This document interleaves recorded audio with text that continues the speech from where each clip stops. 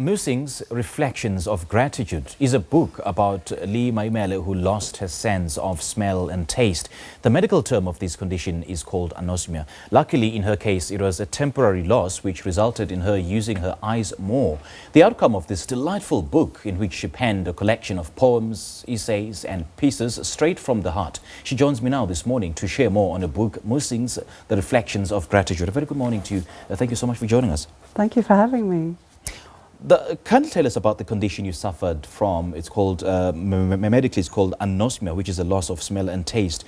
Have you had this before? Is it a genetic condition? No, it was a completely random thing. You know, I am a very healthy human being, thank God. I've never been to the hospital before. I've got a very healthy immune system.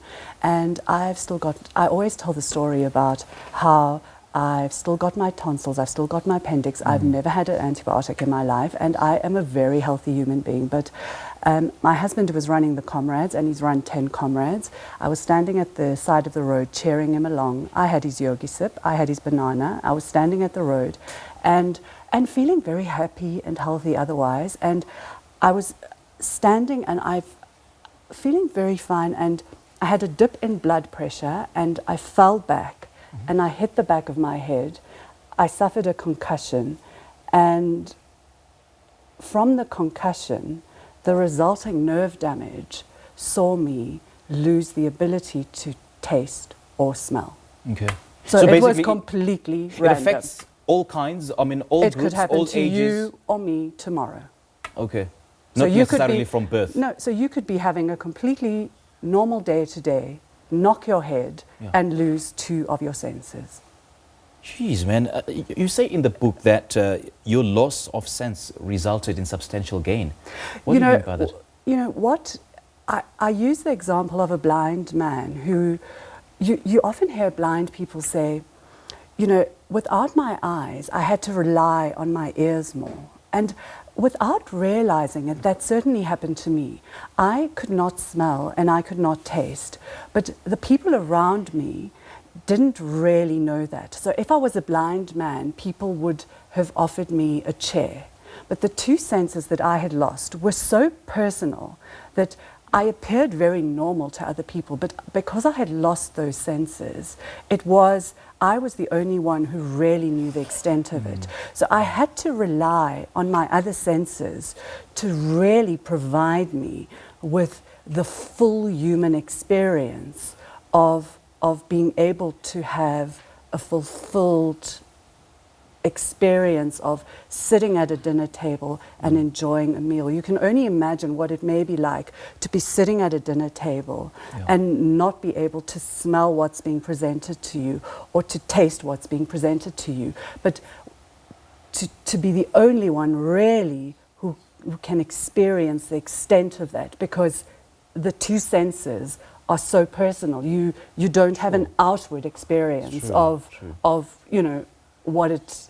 You can't sort of verbalize. You don't have a sign. You can't sort of say to people, this is what is happening to me. But I guess all the other senses become much more stronger and intense. Exactly. So to answer your question, that's what I mean. That I then had to. I found that I began to write. I began to listen to things that were happening around me, and I began to write stories about things that I had picked up from my senses, from my 6th sense that had peaked during that time, but I didn't realize it.